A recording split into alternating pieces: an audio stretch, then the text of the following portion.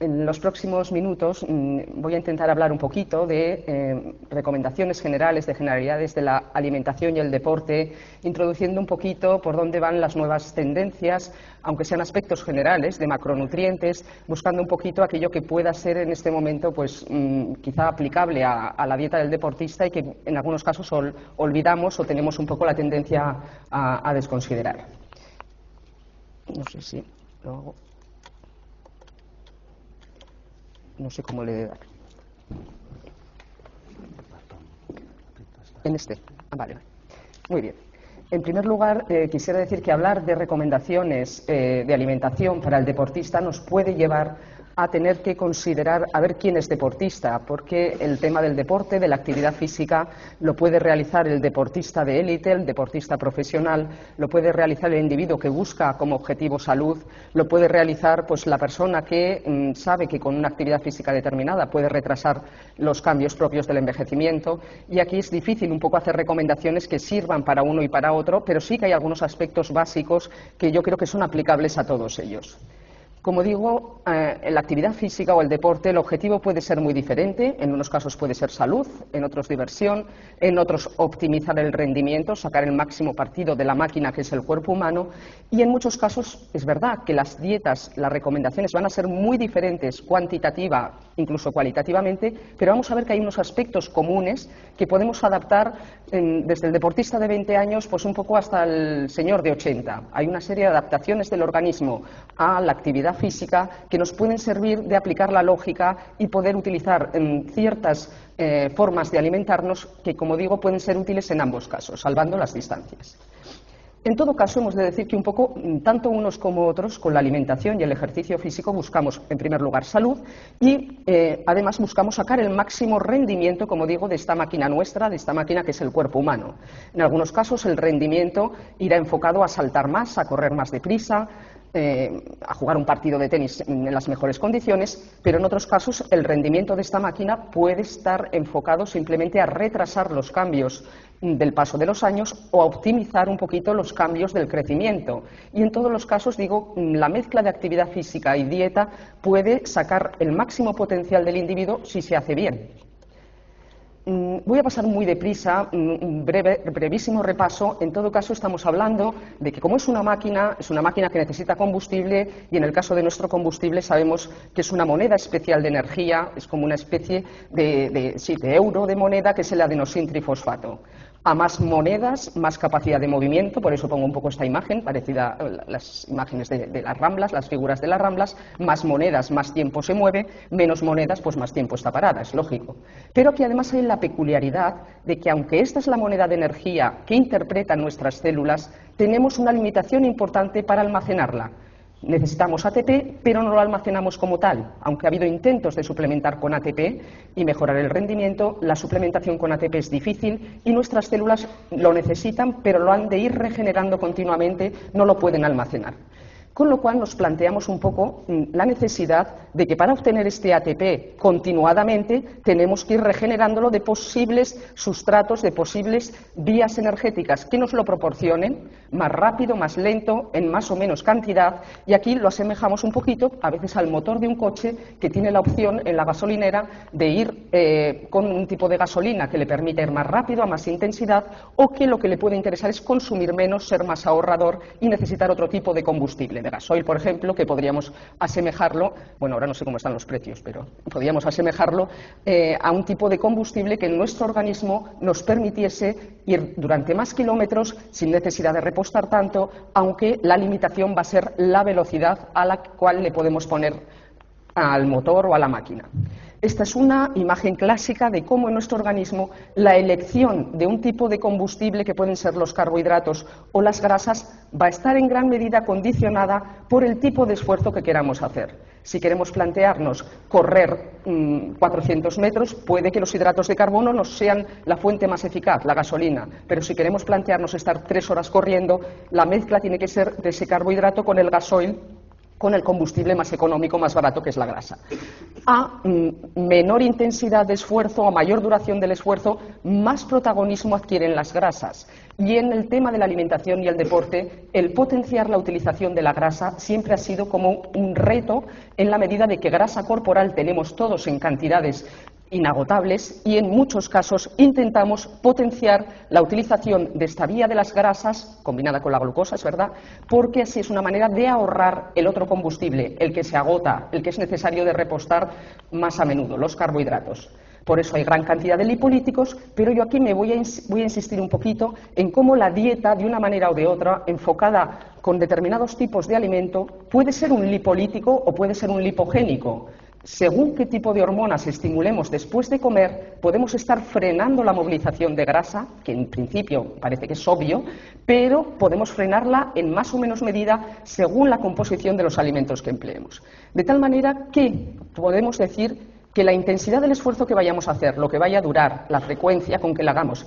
el grado de entrenamiento del individuo, un individuo más entrenado potencia más estas vías baratas, las oxidativas, las que en principio pueden permitirle aguantar más tiempo. Pero a veces factores de nervios, factores ambientales, de calor, de humedad, etcétera, pueden condicionar que las reservas de energía, sobre todo las de los carbohidratos, se agoten antes de lo que tenía el individuo previsto. Y por último, como decía, vamos a hablar un poco de cómo la dieta, la manera de comer, ya no en valores absolutos, ya no en la cantidad total de la dieta, sino a veces la manera de repartirla y el momento en que tomamos determinados alimentos puede jugar hormonalmente una respuesta muy diferente, que puede ser la que busquemos o muy contraria a la que busquemos. En definitiva, es un motor, pero que puede ir con un tipo de combustible u otro, y que puede que nos interese que vaya más lento, pero durante más tiempo, o nos interese que verdaderamente, en función de lo que queremos, el esfuerzo sea de máxima intensidad, aunque sepamos que se va a limitar en el tiempo. En ambos casos vamos a ver qué necesitamos de combustible, el carbohidrato como pilar fundamental. Luego lo combinaremos con más o menos grasa, pero el carbohidrato va a ser fundamental. Por eso, es verdad que en todos los libros, en todos los tratados de nutrición deportiva, podemos leer que el deportista, si preguntamos qué es de lo que ha de comer más, cuál ha de ser la dieta de la persona que hace actividad física, encontramos que tanto el que hace deporte de intensidad alta y corta duración, como los deportistas de resistencia, en ambos casos el carbohidrato ha de ser la base y hay que incrementarlo un poquito con respecto de la dieta general, y luego adecuar las proteínas y el exceso de grasa. Esto es fácil, pero luego vamos a ver esto en la práctica cómo se pone en práctica.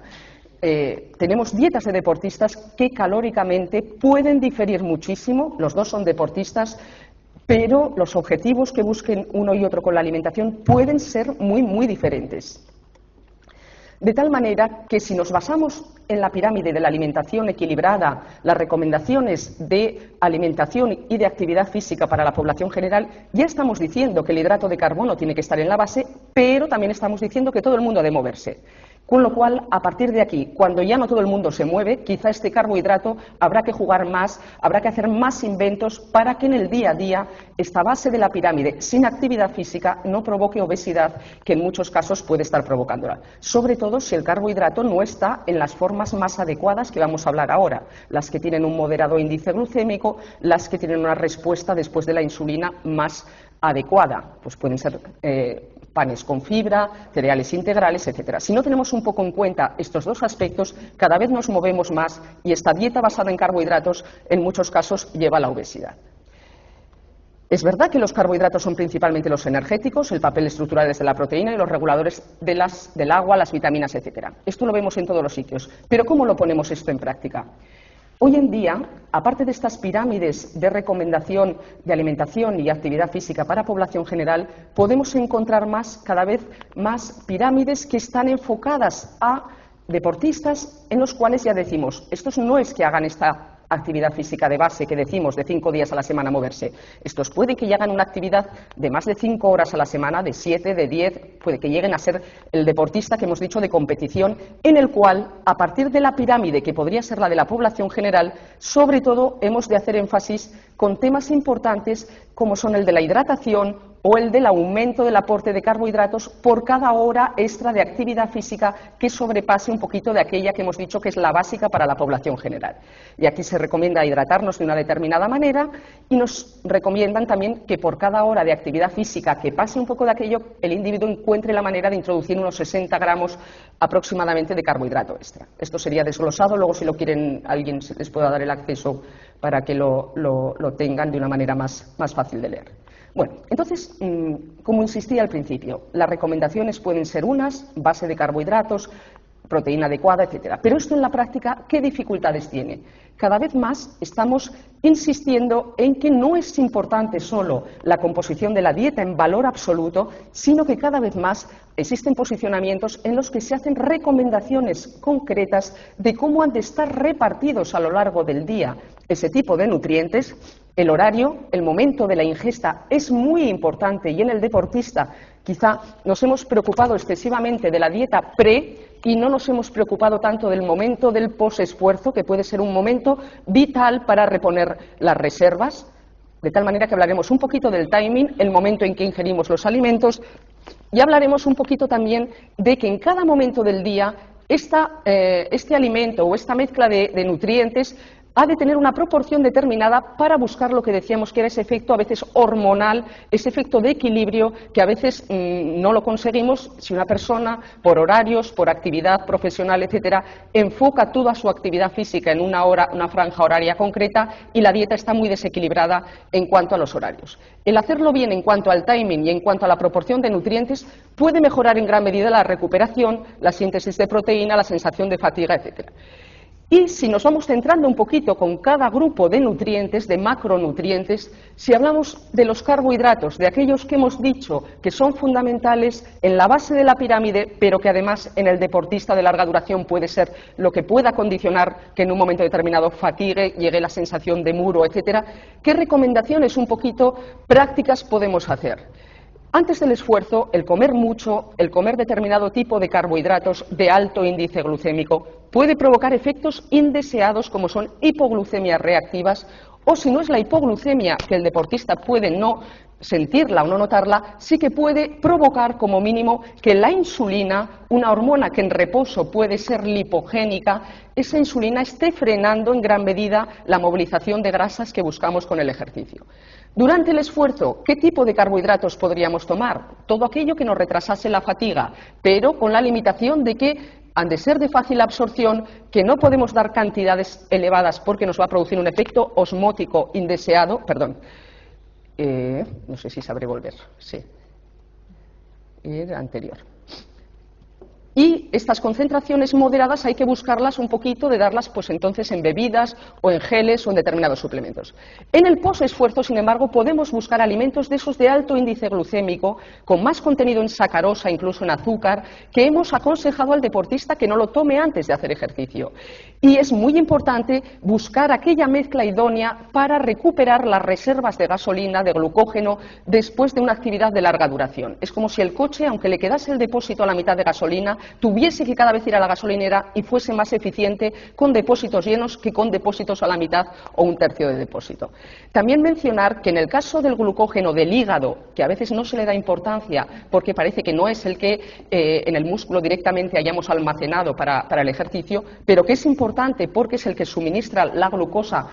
en sangre para otras células y tejidos que participan en el ejercicio, el glucógeno hepático, sobre todo el que se ha gastado durante la noche, en el ayuno nocturno, tiene una manera más eficaz de reponerse con la fructosa que con otros tipos de carbohidratos. Puede interesar a la mañana, si no hay mucho tiempo para desayunar, no ir en ayuno total, pero tomar un zumo de fruta, tomar una fruta o tomar cualquier alimento que tenga un contenido, aunque sea pequeño, de fructosa que mejore las reservas del glucógeno hepático.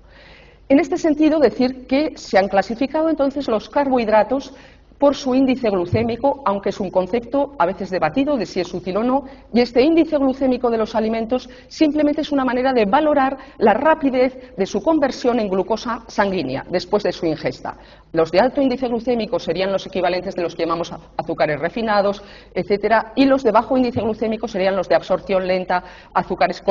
mezclados con más fibra, que están en forma de polímeros, etcétera. Hay tablas en las que se habla del índice glucémico de los alimentos y se recomienda, desde luego, que se tomen unos u otros, como he dicho, en función del momento del día. Pero vamos un poco más allá. Hoy en día sabemos que los alimentos no se ingieren de manera aislada, que se ingieren mezclas, que tomamos un arroz, una paella, que no tomamos el arroz por un lado y el pollo por otro, y por eso se están haciendo tablas en las que se habla de la carga glucémica más que del concepto del índice glucémico de alimentos aislados. La carga glucémica nos explicaría mejor la cantidad de carbohidratos que normalmente ingerimos en una ración de ese alimento y cuál es el efecto un poco fisiológico más global. Por ejemplo, el índice glucémico de la manzana puede ser 5, el índice glucémico puede ser 38 y la carga glucémica que se calcula mirando los gramos de carbohidrato que tiene una manzana, etcétera, es un parámetro más fisiológico, más real de los alimentos, su respuesta en el organismo en función del contexto, de la cantidad que tomamos, etcétera. Por ejemplo, en el donus podríamos decir que el índice glucémico del donus es de 76 y la carga glucémica entonces es de 17,5. Comparada una con otra, pues es mucho más fisiológico y más real. Hoy en día hay programas que permiten calcular la carga glucémica de determinados alimentos en función de si tomamos mucha o poca cantidad en la dieta. Por ejemplo, el maíz puede ser un alimento de alto índice glucémico, pero si lo tomamos en una ensalada mezclado con otro tipo de alimentos de moderado índice glucémico y lo tomamos en cantidades mínimas, la carga glucémica de este maíz en la ensalada tampoco es tan representativa de que vaya a potenciar mucho la respuesta hiperglucemiante. Y esta simplemente la pongo porque a veces pasan cosas curiosas, como acabo de decir, que alimentos de alto índice glucémico luego tengan una carga glucémica baja en función de las cantidades en las que tomamos el alimento, o que determinados alimentos que tengan bajo índice glucémico, si nos tomamos un plato de pasta de espaguetis enorme, ese alimento, aunque el índice glucémico de la pasta sea moderado, la respuesta de la glucemia, de la insulina, después de tomar un plato de carbohidratos muy copioso, puede ser proporcionalmente bastante elevada. Todos estos aspectos hay que tenerlos en cuenta de cara a programar la dieta del deportista. En definitiva, lo que aconsejamos para que sea más fisiológico, es decir, carbohidratos sí, pero fraccionados, adecuar el tipo de carbohidrato al índice glucémico, con el objetivo, en muchos casos, de controlar el aspecto hormonal, alguno que no lo vemos, que es fácil de determinar la glucemia, pero la insulina no se determina tan fácil y, sin embargo, la insulinemia tiene una duración después de una comida copiosa. La respuesta de la insulina puede ser muy duradera, puede ser de horas y estar todavía en el ejercicio de las 6 de la tarde pagando un poco las consecuencias de una insulina que se ha activado mucho por la copiosa comida del mediodía. Y hablaremos un poquito de la posibilidad de utilizar este índice glucémico en la recuperación, en ese momento óptimo del post-esfuerzo. Vuelvo a insistir que a veces nos perdemos de vista un poco que los alimentos, el comer de una manera o de otra, puede jugar un papel importante en lo que es la respuesta hormonal. Y una persona comiendo de determinada manera, ya no digo cuantitativamente, el tipo de alimentos, la manera de repartirlos a lo largo del día, etcétera, puede que haya una tendencia a activar hormonas almacenadoras de grasa, como la insulina, a bajar todas las que son más catabólicas, y sin embargo, determinada manera de comer más fraccionada, moderando el índice glucémico, la carga glucémica, puede de base tener un medio un poco más favorable para que estén altas las hormonas que nos interesa más en la actividad física, las que pueden potenciar el quemar la grasa. Esto sin necesidad todavía de recurrir luego a ayudas ergogénicas. La propia dieta puede ser lipogénica o puede ser lipolítica. Y en este sentido, pues menciono que cada vez más salen estudios, trabajos que hablan un poquito de cómo nuestro organismo puede responder de manera diferente si el primer desayuno del día, si la primera comida del día ya ha tenido, por ejemplo, carbohidratos con absorción lenta, si ha habido bastante fibra en esta primera comida, de manera que no solo por el índice y la carga glucémica, parece ser que el hacer un primer desayuno de determinada calidad y determinada composición, principalmente metiendo estos carbohidratos, pues que tengan fibra, que tengan un efecto saciante más duradero, puede condicionar ya el efecto termogénico, la capacidad de movilizar grasa, el apetito del resto del día. Sabemos que el desayuno es importante, pero cada vez más sabemos que no solo desayunar un poquito o desayunar bien puede condicionar que el individuo el resto del día esté buscando continuamente, necesitando alimentos con un índice glucémico alto, haciendo hipoglucemias a lo largo del día que le obligan un poco o le tienden a necesitar determinados alimentos con más sacarosa porque ya ha empezado un poco el día mal y ya el resto del día pues la subida y bajada de glucosa va a ser, como pone aquí, como si fuese una montaña rusa.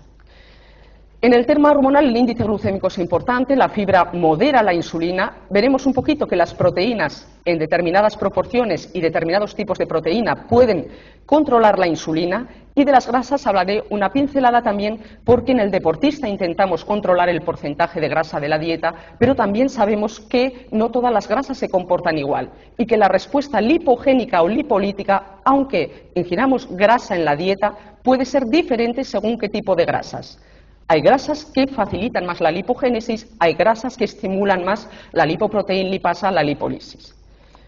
Bueno.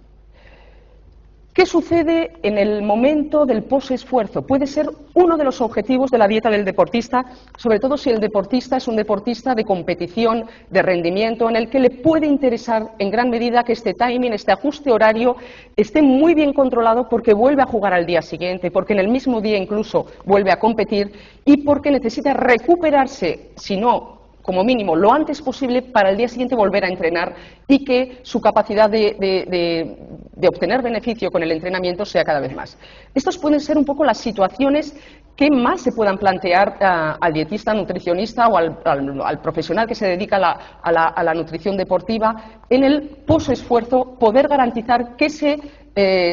repongan lo antes posible las reservas de carbohidratos. El efecto del posesfuerzo es un efecto que en muchas ocasiones le llamamos un efecto ventana. ¿Esto qué quiere decir? El músculo que ha trabajado, sobre todo el que ha trabajado más, si ha sido bicicleta serán las piernas, depende de qué grupo muscular haya trabajado, por inercia tiene durante un espacio de tiempo que irá dependiendo de la duración del esfuerzo y la intensidad, un efecto que llamamos ventana. Expresa receptores capaces de recuperar ese músculo, de captar el combustible gastado durante unas horas, y ese efecto ventana que dura una o dos horas hay que aprovecharlo muy bien porque ahí el tipo de alimento que nos puede interesar darle, el tipo de nutriente, tenemos más garantías de que llega a ese músculo. Hay, por el efecto de la distribución del gasto cardíaco, una inercia que la sangre siga yendo a esas piernas o a esa musculatura y esta ventana no dura muchas horas, pero hay que aprovechar este efecto. De manera que podemos llegar a extremos en los cuales digamos que determinado alimento con azúcar, con determinada composición que consideramos que no es adecuado antes del ejercicio por la posible hipoglucemia, podría ser incluso adecuado en ese posesfuerzo en el que sabemos que la rápida llegada de este tipo de azúcar a la sangre y al músculo puede interesar. Por eso hemos de recordar un poquito que cuando hemos dicho que la insulina no interesa potenciarla antes del ejercicio por el efecto hipoglucemia que puede haber de rebote o que a la larga estimula la obesidad, que es lo que nos está pasando muchas veces por el reposo, el sedentarismo y las dietas ricas en azúcares refinados, un exceso de insulina que lleva a la resistencia a la insulina. Sin embargo, en momentos puntuales puede que esta insulina, que tiene otras acciones, estimular la síntesis de proteínas, frenar la degradación proteica y estimular la recuperación del glucógeno, estimulando la glucógeno sintetasa, esta insulina en ese posesfuerzo inmediato nos interesa que se active, que se despierte, y es cuando está más dormida, más frenada por la duración y la intensidad del ejercicio previo. Sabemos que la dieta previa al ejercicio está demostradísimo y estudiadísimo, cuando es alta en carbohidratos aumenta la reserva de glucógeno muscular, es verdad. Sabemos que durante el ejercicio tenemos que tomar determinadas bebidas o hacer determinadas estrategias para retrasar el vaciamiento de glucógeno y retrasar el momento de la fatiga, pero lo que interesa más es qué hacemos en el posesfuerzo, como he dicho, qué estrategias hacemos para que este deportista, cada vez que hace un entreno o que compite, no vaya vaciando a la mitad sus reservas de glucógeno, sino que cada vez que vacía un poquito las reservas, optimicemos que las vuelva a recuperar lo antes posible y en las mejores condiciones. He dicho que puede ser un poco la limitación más importante, la recuperación óptima de las reservas del glucógeno. Y en este sentido, sabemos que los músculos que trabajan más son los que se han vaciado más de glucógeno, y sabemos desde hace unos años que aunque el carbohidrato sea lo que se ha vaciado más de la reserva de glucógeno, el glucógeno es la glucosa en polímeros, sin embargo, el hacer dietas con poco carbohidrato lo repone, como es lógico, en menor cantidad. Dietas con más carbohidrato reponen los almacenes de glucógeno con una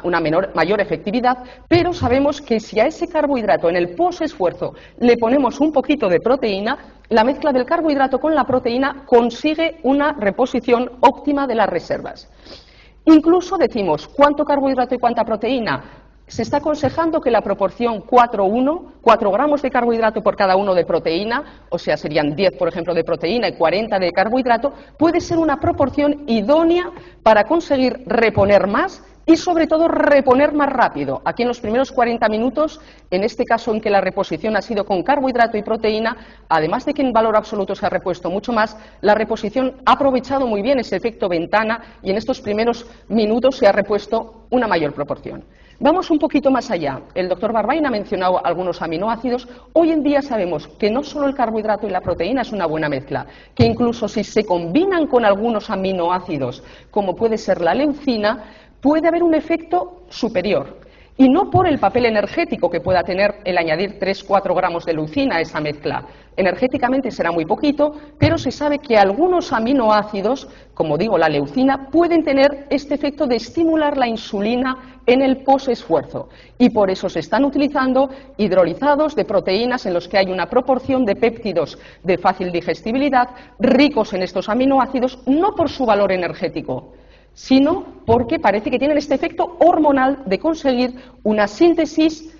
proteica o de estimular la insulina, aspectos que los consigna a dosis pequeñas, no si los valoramos dentro del punto de vista de macronutriente o de energía. La calidad de la proteína, la cantidad de la proteína, ¿ha de cubrir las RDAs? Sí, pero las RDAs nos están sirviendo hoy en día para los deportistas. Bueno, decir que en algunos casos, aquí se ponen unas recomendaciones de umbrales incluso de estos aminoácidos que he mencionado para conseguir el efecto óptimo de recuperación. Vamos a plantearnos que las RDAs tienen como objetivo que no haya un balance nitrogenado negativo, pero estamos viendo cada vez más, voy a pasar a la siguiente, perdón.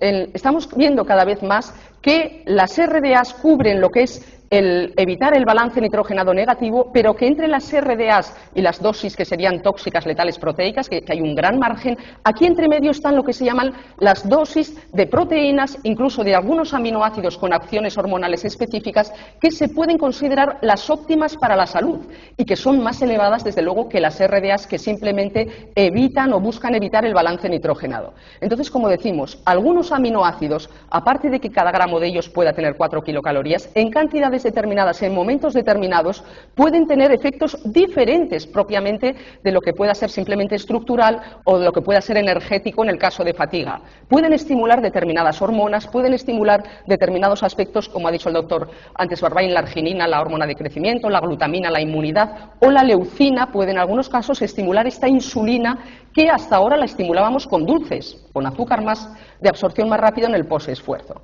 Bueno, entonces,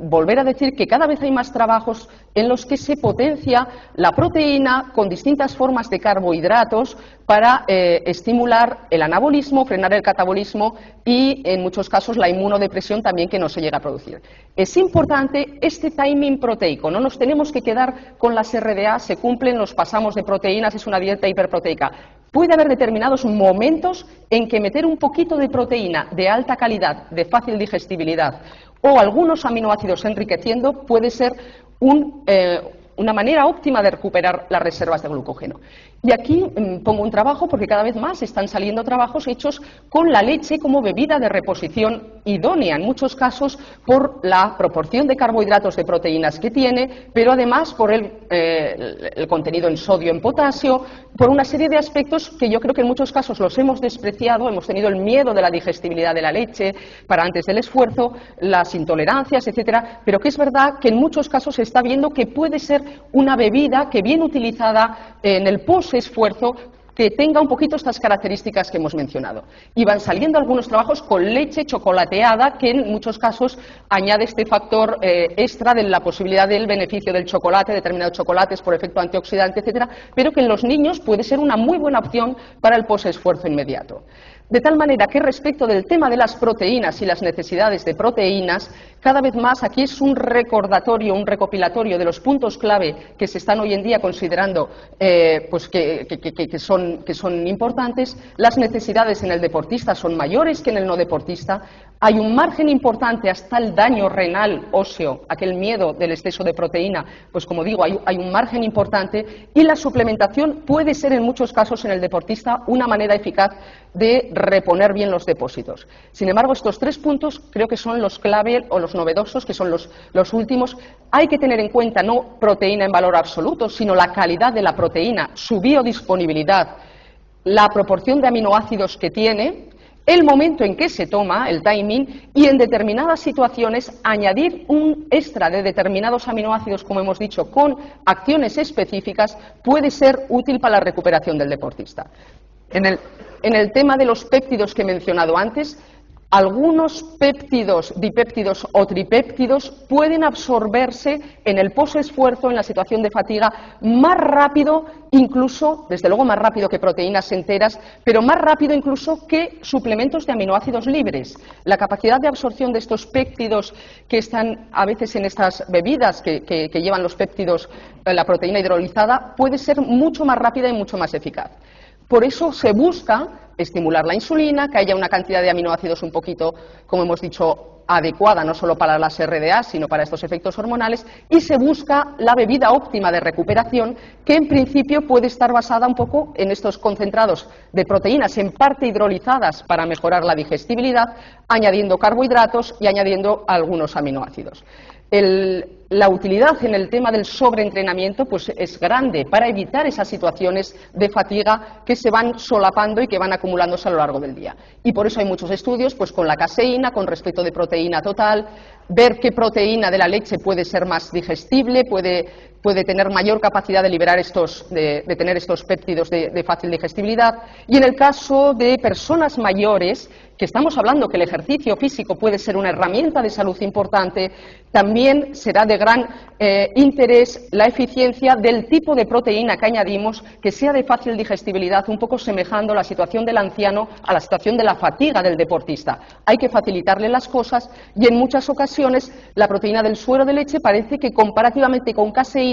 puede tener ventajas de digestibilidad mayor, de pasar más rápido al plasma determinados aminoácidos. Hay quien dice que esto puede ser bueno y que puede ser malo, pero en situaciones en las que hay una fatiga y una disminución de la absorción, pues está claro que hay que facilitar las cosas.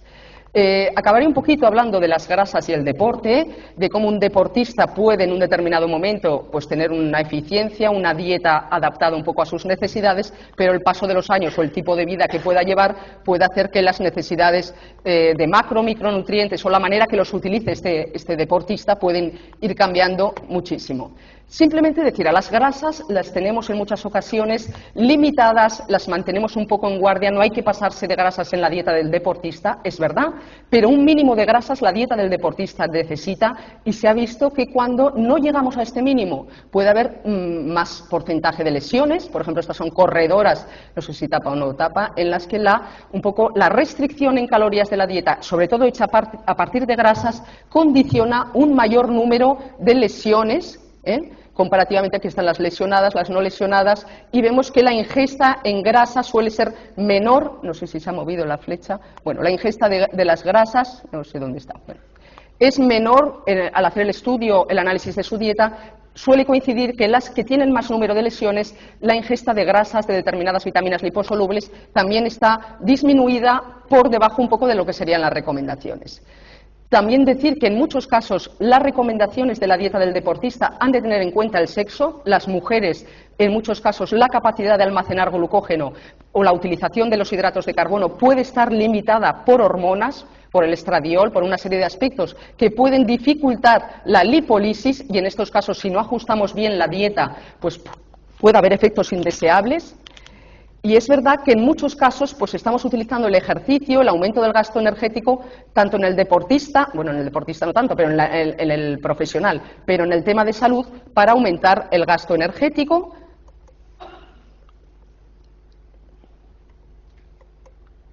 Se ha quedado.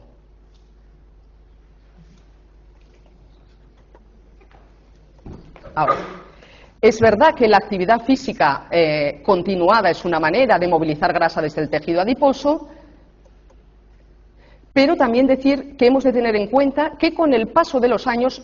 suceden una serie de cambios hormonales que nos hacen que lo que nos ha servido como dieta para una persona que hace deporte a los 20 o 30 años, con el paso del tiempo va a tener sus condicionantes. Aquí simplemente, aunque no se ve mucho la letra, está representado como el glucógeno en el hígado y el glucógeno en el músculo cada vez se almacena con más dificultad conforme pasan los años. Y ese extra de energía que lo teníamos enfocado en forma de carbohidratos para almacenarse como glucógeno muscular, se acaba convirtiendo, la glucógeno sintetasa, el almacén de glucógeno se limita y se acaba convirtiendo en grasa. De manera que los individuos que son insulino resistentes almacenan menos glucógeno, tanto en el hígado como en el músculo, comparativamente con los individuos más jóvenes o que tienen una buena sensibilidad a la insulina, y comparativamente estos individuos haciendo la misma dieta almacenan más grasa en el músculo y en el hígado. O sea que el mismo cálculo teórico, con los años ese carbohidrato que enfocamos a que vaya a glucógeno muscular se acaba convirtiendo en grasa,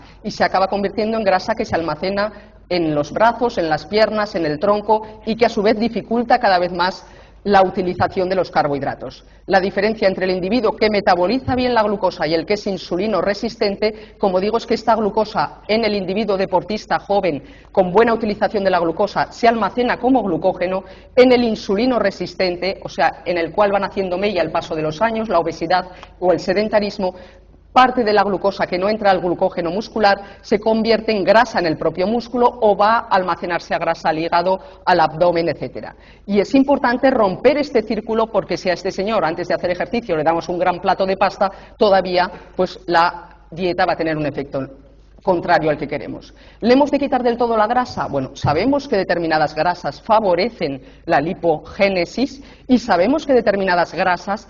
se utilizan incluso como ayuda ergogénica porque ayudan a la movilización de determinadas grasas y a la lipólisis y a que la oxidación lipídica sea mejor. De tal manera que como estrategia, si hablamos un poquito en este tipo de población deporte-salud, ajustar la dieta en calorías, pautarle el ejercicio y el carbohidrato, yo diría que busquemos ese momento del posesfuerzo como momento de más seguridad para que esté abierta la ventana del músculo, modificar las grasas de la dieta a favor de determinadas grasas y, según cómo, introducir algunos aminoácidos que en individuos de edad se está viendo que tienen este efecto buscado de estimular la síntesis proteica y de, en gran medida, potenciar la recuperación. En definitiva, plantearnos, tanto en unos como en otros, qué actividad he hecho antes de comerme el plato de pasta, el pastel o lo que sea. Si he hecho este tipo de actividad, o primero me lo he comido y además luego me he ido al sofá, el efecto será completamente diferente. Saber que en el mercado hay hoy en día incluso alimentos funcionales que algunos están enfocados al deportistas, cafés con una acción extra lipolítica, con té verde, etcétera, cafés funcionales que un poco buscan efectos que ya sabemos, lipolíticos. Uno de los más conocidos he puesto la cafeína, porque es verdad que tiene este efecto lipolítico, pero es verdad que muchas veces si no lo tomamos con un croissant el efecto lipolítico ha desaparecido completamente. Y decir que hoy en día, pues antes se consideraba doping, hoy no lo es, que no deshidrata, parece, hay estudios que dicen que se puede utilizar el café y el té como bebida del deportista, e incluso algunos trabajos que dicen que tomada en el posesfuerzo, no en el pre como lo habíamos tomado hasta ahora, puede tener otros efectos buscados como ayudar a reponer el glucógeno. En definitiva, todo esto es la teoría, pero luego a veces en la práctica pues la teoría escapa un poco, o las recomendaciones que hacemos nos tenemos que encontrar con algunos casos que decimos, bueno, pues en este me quedo callado. ¿Vale? Pues muchas gracias.